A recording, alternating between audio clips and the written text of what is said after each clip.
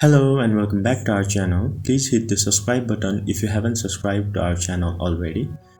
Today we'll be learning how to share your Instagram post on Snapchat story. For that, open your Instagram application.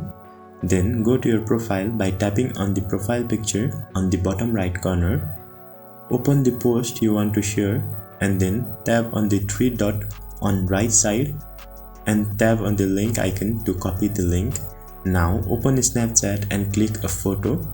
There on side you can see a link icon. Tap on it and then you can see your link on the clipboard. Tap on it and then tap on attach on Snap.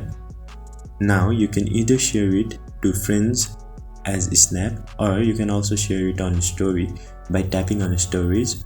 That is all.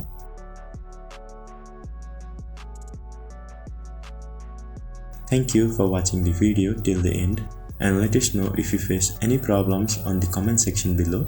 Also hit the like button if the video helped you, and please do subscribe for similar contents.